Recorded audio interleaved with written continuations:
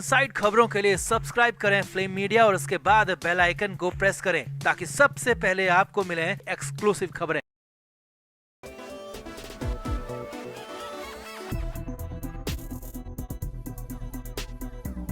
तो आदित्य ठाकरे बचकाना हरकत करने से बाज नहीं आ रहे हैं। अब यहाँ पर सदन में ही आदित्य ठाकरे ने ऐसी हरकत कर दी जो बिना बुलाए मुसीबत मोल ले ली। जी हाँ, आदित्य ठाकरे ने अपने पिता उद्धव ठाकरे की बेइज्जती का बदला लेने के लिए सीधे तौर पर एकनाथ शिंदे से पंगा ले लिया और वो पंगा आदित्य ठाकरे को अब बहुत ज्यादा महंगा पड़ने वाला है। पिता की बेइज्जती के बदले में शिंदे की बेइज्जती करने के मामले में आदित्य ठाकरे बुरी तरह घिर गए। वीडियो भी वायरल हो चुका है, तो आपको भी पूरी खबर दिखाते हैं। आप भी वीडियो को शेयर करें और अपनी राय कमेंट बॉक्स में जरूर दें।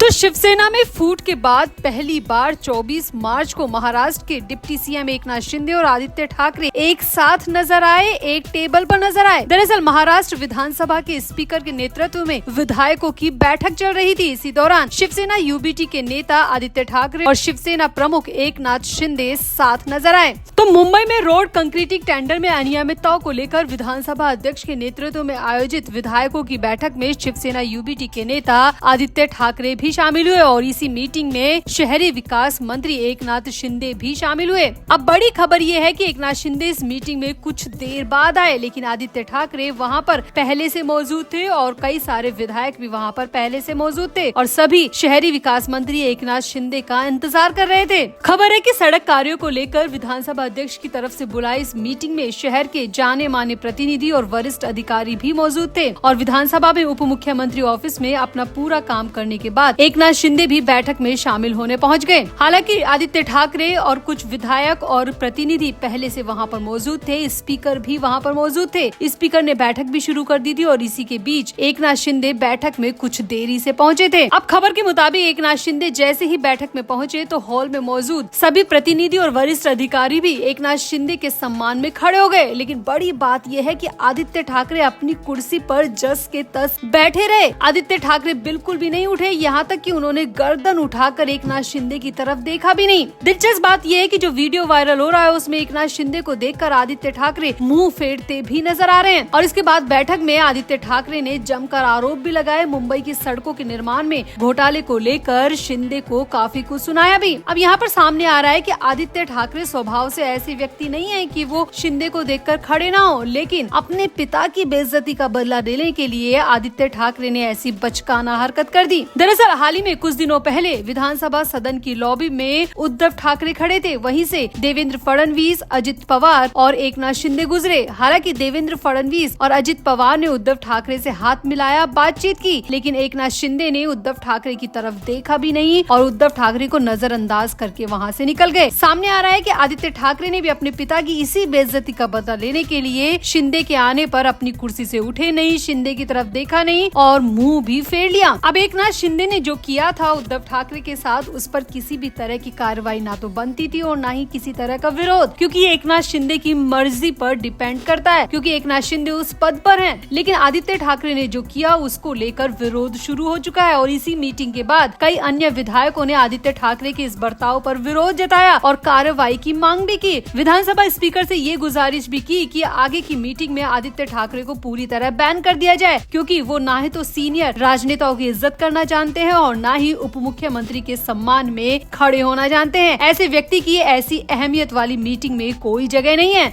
यानी कि यहाँ पर अब आदित्य ठाकरे के खिलाफ कई विधायकों ने विरोध मोर्चा खोल दिया है और आदित्य ठाकरे को ऐसी महत्वपूर्ण मीटिंग से बैन करने की मांग विधानसभा स्पीकर से की गई है। तो आपको क्या लगता है कि आदित्य ठाकरे ने वाकई में बिन बुलाए मुसीबत मोल ले ली है? क्या पिता की बेइज्जती का बदला लेने के लिए आदित्य ठाकरे वाकई में बचकाना हरकत कर बैठे हैं? आपका क्या कहना है? आप भी अपनी राय कमेंट बॉक्स में जरूर दें और वीडियो को भी शेयर करें।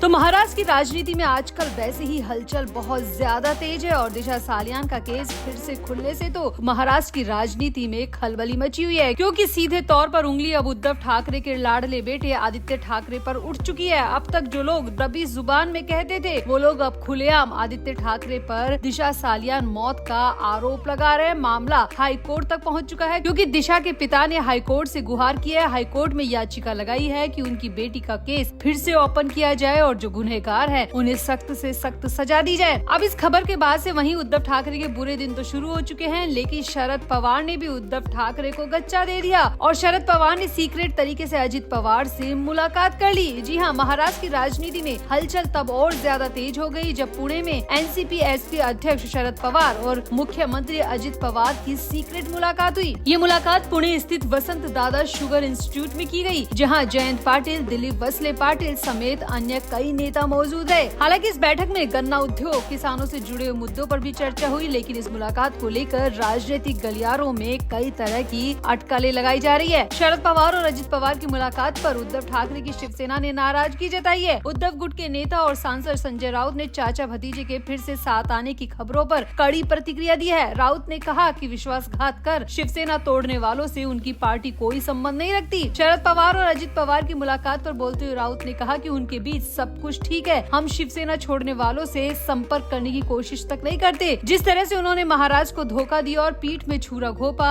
हम उनके करीब भी नहीं जाएंगे। राउत ने आगे कहा कि उनके पास वसंत दादा शुगर इंस्टीट्यूट जैसी संस्थाएं हैं, लेकिन हमारे पास ऐसा कुछ नहीं है। हम ऐसी बैठ के यानी कि पाला बदलने वाली बैठ के नहीं करते। यहाँ तक कि अगर ऐसी मुलाकातों की संभावना होती है तो हम उससे बचते हैं। हम राजनीतिक संवाद में विश्वास नहीं रखते हैं। हम हमारी पार्टी तोड़ने वालों से लड़ते रहेंगे और उन्हें सबक सिखाएंगे। यहाँ आपको बता दें, ये तो सिर्फ कहा जा रहा है कि किसानों के मुद्दे पर मुलाकात हुई है, लेकिन असली वजह यही सामने आ रही है कि शरद पवार एक बार फिर से अजित पवार से हाथ मिलाना चाहते हैं, अजित पवार के साथ आ जाना चाहते हैं, क्योंकि अब शरद पवार को समझ में आ चुका है कि उद्धव ठाकरे के साथ रहकर उनकी बेटी का फ्यूचर बिल्कुल अंधेरे में है, उनकी पार्टी का फ्यूचर बिल्कुल अंधेरे में चला जाएगा, क्योंकि उद्धव ठाकरे वैसे ही खत्म हो चुके हैं, उनकी पार्टी वैसे ही खत्म हो चुकी है। और अब आदित्य ठाकरे पर जिस तरीके के आरोप लग रहे हैं दिशा सालियान केस को लेकर, उसके बाद तो उद्धव ठाकरे पूरी तरह खत्म हो जाएंगे। और ऐसी खत्म हुई पार्टी के साथ शरद पवार आखिर क्यों रहना चाहेंगे? और यही वजह है कि शरद पवार ने अजित पवार के साथ सीक्रेट तरीके से मुलाकात की। हालांकि इसको किसानों के मुद्दे पर चर्चा कहा जा रहा है, लेकिन ये सिर्फ किसानों के मुद्दे पर चर्चा नहीं, बल्कि ये पर्सनल मुलाकात है, जिसमें आपसी बातें ठीक करने, आपसी मतभेद दूर करने की सबसे बड़ी कोशिश की गई है।